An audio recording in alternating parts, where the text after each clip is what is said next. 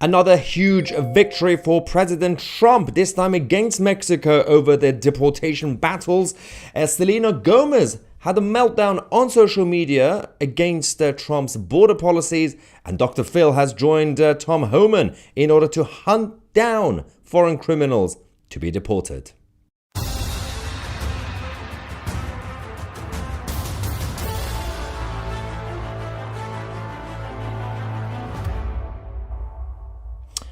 Hello ladies and gentlemen, welcome to 2C TV, your global news channel. I'm Maya 2C and this is your latest news update from the United States. Following last night's report about the battle between the Trump administration and Colombia, where President Petro had a bit of an emotional breakdown and took to social media to do a threat online against America.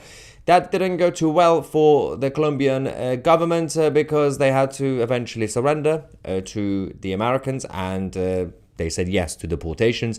Brazil and Mexico have also been kicking off, but that's also not going too well for them because they've all had to cave in. So, but we're going to talk about the reaction from celebrities such as Selena Gomez, which is kind of fascinating. It's going to be funny to watch, but also Dr. Phil. I know, Dr. Phil. Let's talk about what's going on. Don't forget, we've published our latest exclusive 2C TV Plus show, Net Zero Lies. You can watch that on 2C TV Plus by going on 2c.tv and sign up there. Now, let's talk about what's actually been going on with the Mexican government. First things first. So the Mexican president, Claudia Sheinbaum, actually decided to reverse her stance and accepted over 4,000 deportees from the United States this past week. That also includes non-Mexicans. Now, as you guys know, the problem we've had with the Mexican border is not necessarily just Mexicans crossing the border illegally. A lot of people have been getting themselves to Mexico from all around the world, huge groups from North Africa, the Middle East, even China, who've been going to Mexico, then crossing the border. When Trump announced the deportations, the Mexican government said, well, we will definitely not take the non-Mexicans. But Trump said, but they're coming from your country, so we're just going to have to take them back to the latest destination that they had, the location they had. This is the same mentality that the British government should have with Emmanuel Macron and the French government. All the illegal migrants coming from France should be taken back the same way that Trump and his government are doing now. But of course, there's a whole difference in terms of the political culture in Europe compared to the United States. Now, while this is happening, as we said, both socialist countries, in Brazil and Colombia, have also surrendered over the border battles, despite the initial barks that they said, no, we will not surrender to the white slavers. That was President Petro calling Trump a white slaver, whatever that means. I'm pretty sure President Trump has never actually owned a slave.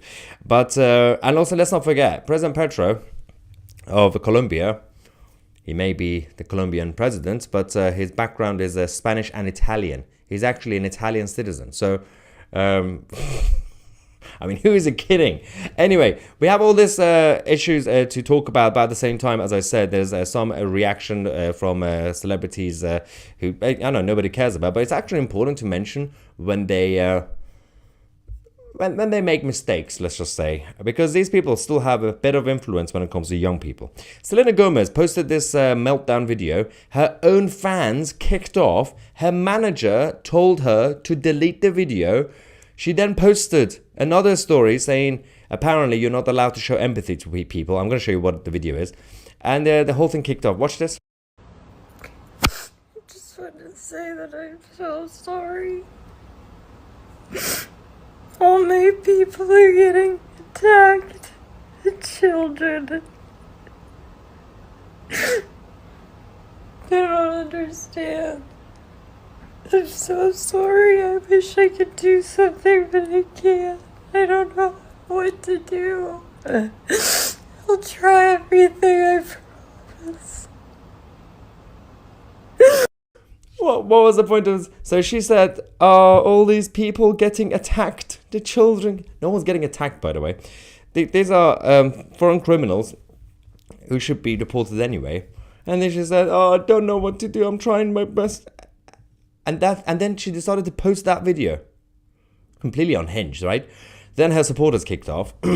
Her manager told her to delete it. She then posted this thing saying apparently you're not allowed to show empathy to people. Then she deleted that.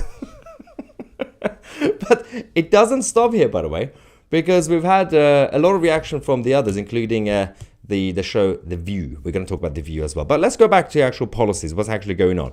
Because Peter Hegseth has now said that the military will keep assisting President Donald Trump's mass migrant deportations as he arrived for his first formal day of work at the Pentagon. Of course, the whole of the deep state are now in a bit of a panic mode with individuals like Patel and Hegseth and many others who are now in government. They are now the new bosses of Washington, D.C., and they are working for the American people.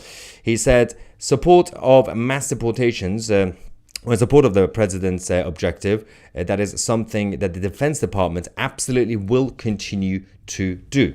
It is correct. It's the job of the defense departments of each country to assist the border security if needed. The same way that the United Kingdom should do the exact same thing, but we're not doing that because there's no political will right now. But the Americans demanded that. They had a candidate that said, I will listen, I will do it. And that candidate became president, and now he's implementing what he promised. Why is it that some of the left-wing liberals are having a meltdown? He's a politician who's doing what he said he will do. It's called democracy. He's got the mandate. Now, again, not many people are happy about this. That's one thing. But lying about it, that's another thing. So, Sunny from The View, she decided to go on this rant about how this policy is basically racist because they're just going for brown people, right? Because they're coming from the Mexican border illegally, right? And she was like, what about all the white Europeans? They're not coming through the Mexican border, right? That's the issue. That's the difference. They're coming on the plane. What about the white European migrants? Because they're coming on the plane, Sonny. There's a difference between legal and illegal migrants. She doesn't get it. Watch this. Because if you look at the numbers, yes, the number of immigrants that come from Mexico or of Mexican-born are the largest. But the next largest are Asians. 28% of them come. I don't think they walk across the southern border. I think they come by plane. The next largest are Europeans. I don't think they walk either. I'm just saying immigrants, right? Oh, not undocumented, though.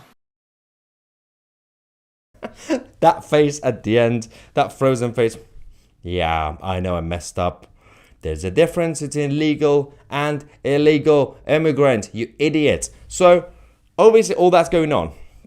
But the operation to hunt down the foreign criminals is ongoing very rapidly. Tom Homan is doing a great job, as the borders are.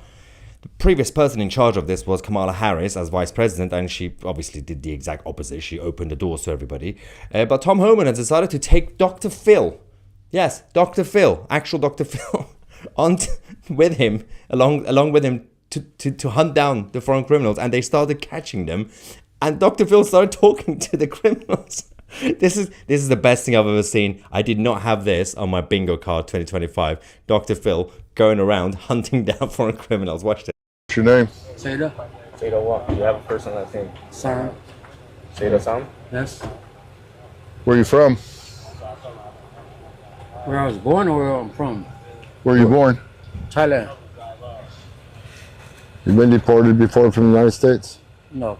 Never been deported? But I've been in the system before. B&B. Yeah. Yeah. What have you been charged with Charged where? before? I'm not gonna say nothing. I'm gonna talk to my lawyer. Yeah. Are you a citizen? My mom's a citizen. Your mother's a citizen? Yes. But you're not? Nope. But you've never been deported before? We Dr. Phil. We look like Dr. Phil. Yeah? How do you know me? No, I seen Dr. Phil, you know, on TV. Yeah? Yeah. Yeah. Well, this is an example of sanctuary cities, right? We got an illegal alien convicted of sex crimes involving children, and he's walking the streets of Chicago.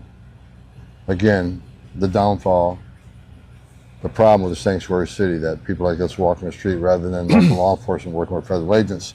This is what we're dealing with. Yeah. You've been charged with sex crimes with children? Not really. Not really? And never been deported? Nope. Huh.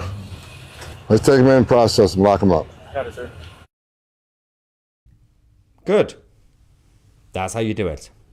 I love how he was denying the charges, the convictions against him as well. Weird, right? He was supposed to be deported. Why was he still in the country? Send him back to Thailand. Doesn't matter.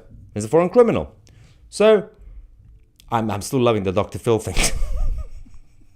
Anyway, so that's happening. At the same time, the border team are now getting support from the military and the Marines and everybody else, which is quite fascinating. The US Northern Command actually posted all of the initial active duty personnel from the US Army and, of course, the Marines announced last week that are now deployed to the southern border and are now integrating with the border, of the Customs and Border Protection Team, a total of around 1,600 Army and Marine personnel that have deployed in the last week alone.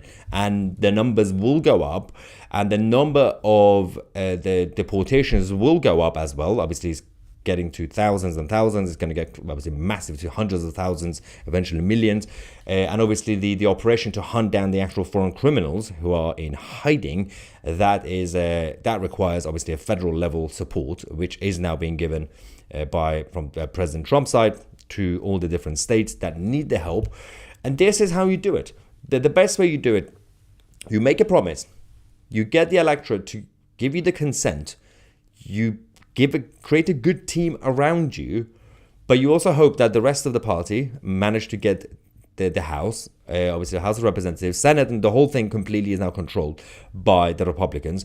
And the governors, even the liberal governors, have to now cooperate because the whole country is asking for one thing: to make America great again, make it safe again, make it clean again.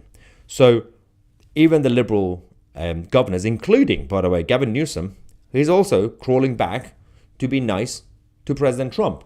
Even Newsom, but when Trump went to obviously show support to obviously California with all the mess going on in California, Newsom said, "Oh, it's absolutely lovely. The president is here. Everything's great. We're going to work together." Every single one of them are falling in line now. Republican and Democrat, in terms of the governors and all the different states, will have to work together.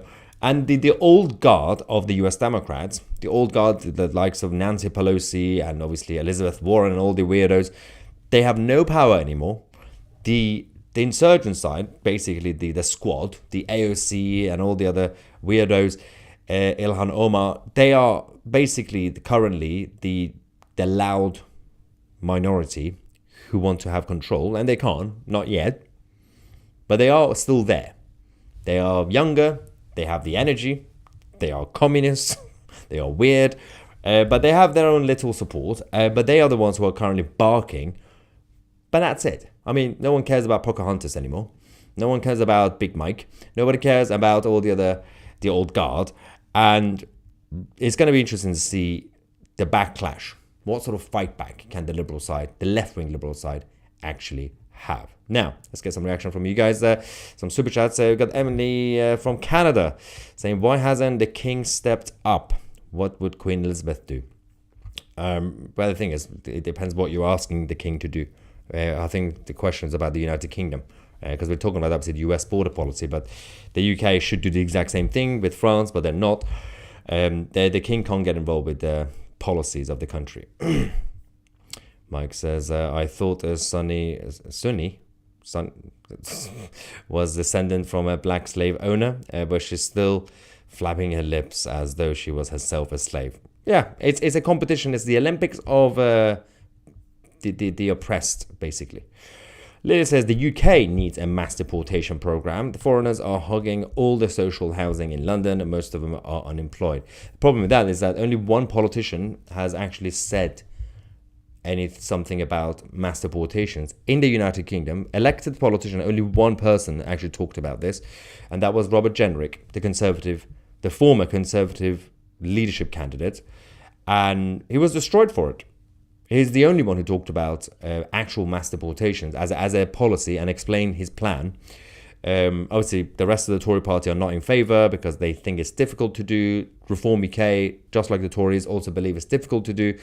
So Reform and Tory are not in favour of it. Well, I mean, deep down they are, but they can't really say it publicly.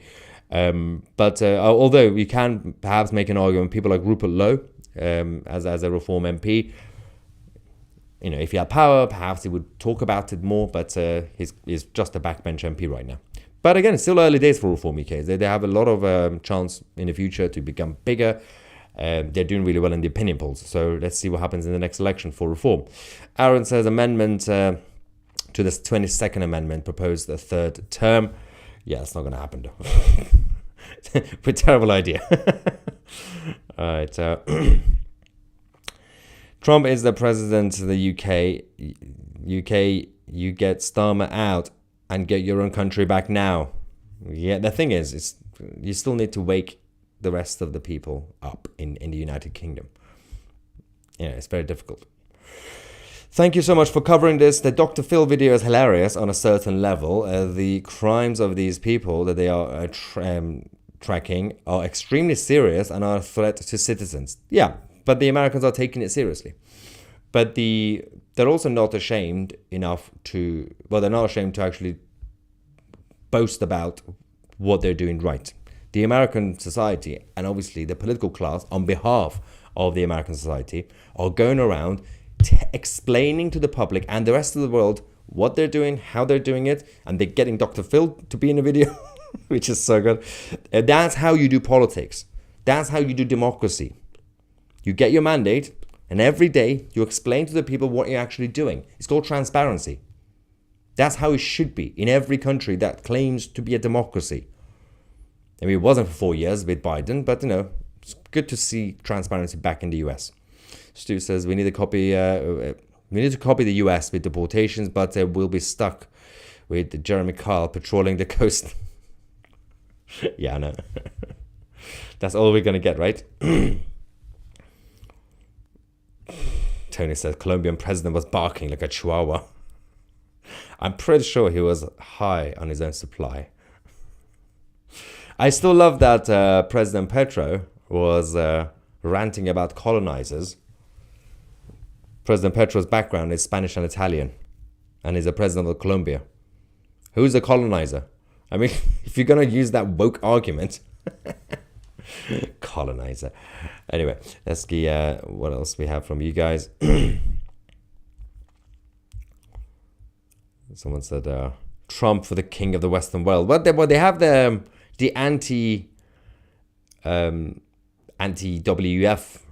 alliance coming up now, which is kind of fascinating. So, as we explained yesterday in our report, Milei, Trump, Musk, Bukele, Netanyahu, and Meloni, and I'm missing one or two more people.